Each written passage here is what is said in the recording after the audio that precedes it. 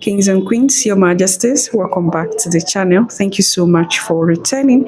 Trust you and yours are well, and you're loving yourself and others like always. Many thanks to all of you for the support you give to the channel. Thank you so much to our channel members, to our anonymous supporters, to all of you, my esteemed subscribers. You are loved, celebrated, and of course, appreciated. The EU military staff chief was being interviewed, and there was some truth that he exposed to us. That is what I want us to deliberate upon today. Them realizing that they lost big time in Burkina Faso, they lost big time in Mali, they lost big time in Niger, and they are losing big time in other parts if they do not try their best to curb that particular situation that is happening. Okay, we are all aware that the Africa of today is not the Africa of yesterday. The Africa of yesterday is not the Africa we have today. Lots has changed. The youth right now, I think the other video where we had the youths are like their eyes are now open. They can now see clearly. They can now understand the hypocrisy of democracy. So there are a lot of things that the youth will not just sit by and allow to happen. Remember the recent, protests in Kenya because of bad governance. A lot is going on. A lot is happening, and we have this man shamelessly exposing to the public that they cannot survive without Africa. They cannot have their daily bread without Africa, because their daily bread comes from Africa, and they need Africa to survive. Okay? They can never do without Africa. This is just what we picked from here. And for him to say something like this, that shows how Europe and America see Africa. They see Africa as that farmland where they come to harvest even what they never planted. So they are not even farmers. I don't know what to call them. They're just wicked souls. Wicked souls that do not even care about the life of Africans. They just come to manipulate African leaders and harness the resources of African leaders. It's short. The clip is short and quick. I want us to listen to it keenly. And then there are key points that I want us to deliberate upon, Your Majesties. We are more or less pushed out many Western countries, including US, from Niger, from Mali, from Burkina Faso, from other countries. And this will cause problems for the future if we don't act. So we are thinking about an integrated approach to step up our efforts in Africa. And especially this approach will be that we will support them in a way that they ask for, instead of bringing them good, like we did in the past. So we're working hard on that one. But the reality at the moment is we lost ground. We saw there are more and more actors active in Africa. And I mentioned already migration, but it also means that when we are not present there, that will be more difficult. So tell me, I want to really understand, what problem can this possibly cause? Okay, what kind of problem is there?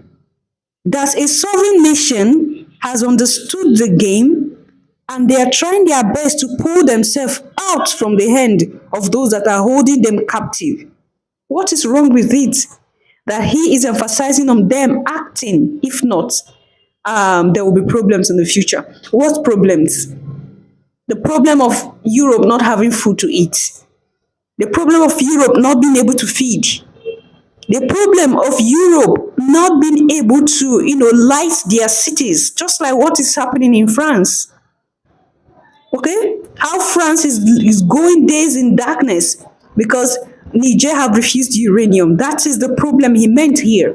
Sub-Saharan Africa has been fundamental to the global prosperity of the advanced countries. And Africa had a role to play. It has a role as a raw material producer. We will not allow Sub-Saharan Africa to escape that. Okay, we do everything to keep Sub-Saharan Africa where it is, also impoverished. It's absolutely vital for the prosperity of everyone else. So let's get clear about that. Okay, and this means all the economic structures, all the global institutions, and the economics we teach everyone is all designed to keep Africa exactly where it is. And whether it is Europe or US or now China, it's always the same. We need Africa to be impoverished because we need those raw materials and we need them dirt cheap. Okay, so that's the message. It doesn't mean to say that there's nothing Africans can do. Of course there is. This is what it's about. Because if Africa does do something different, I assure you living standards of all those in Europe and North America and Asia is going to fall. Okay? And that is a big price to pay. I assure you that the West is not going to allow that without a big fight. Okay, so the job of many Western academics is to convince Africans they have to keep doing what they're doing. Okay, and to show them it's your fault that you're poor. It's not our fault. It's your fault that you're poor. You know, so this is what we do in academic institutions. We know the basic forces that have caused this underdevelopment. We know it's colonization. We cannot afford to allow Africa to industrialize and start producing manufactures. Okay, so we will do everything to stop that. And I'm going to show you how we actually block that. We had East Asian rapid industrialization processes. So in the earlier period, we had Japan and Korea and Taiwan. Okay, rapid growth, sucking in raw materials from Africa, driving up the prices. After those countries finished industrialization, then sub-Saharan African growth rate again fell.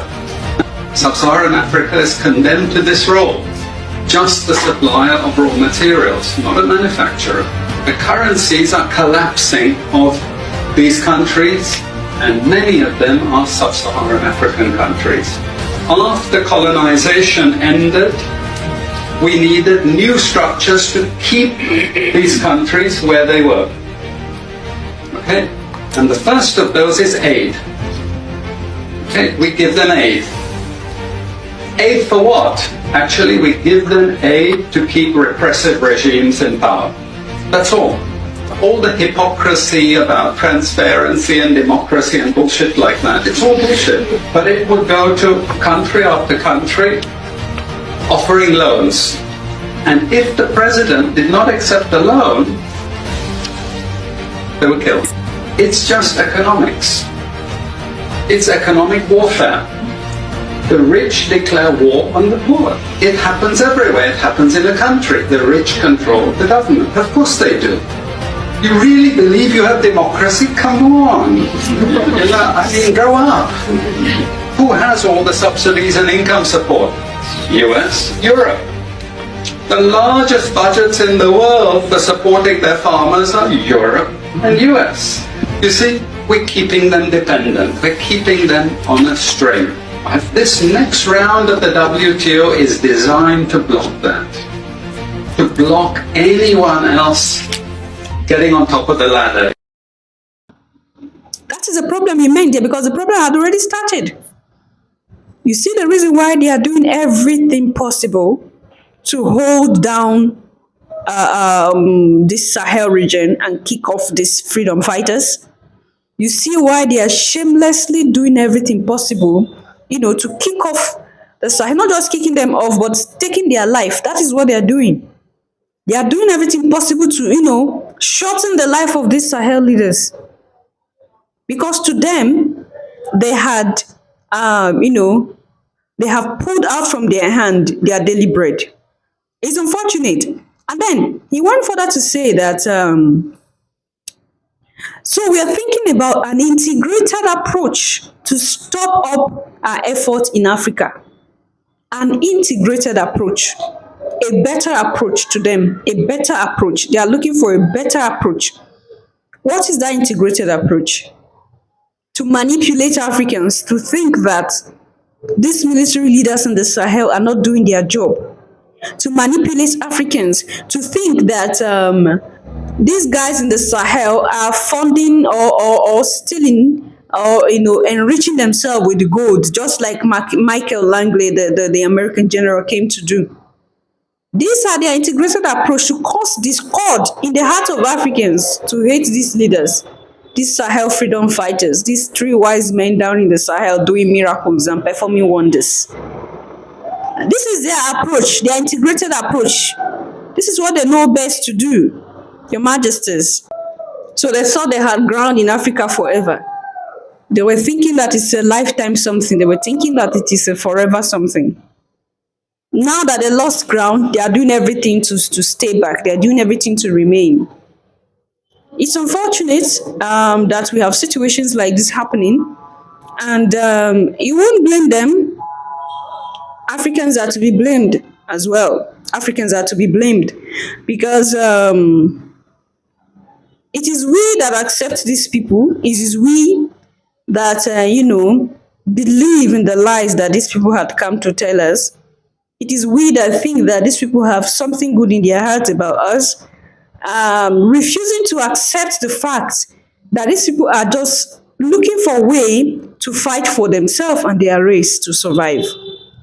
So they are basically not thinking about you.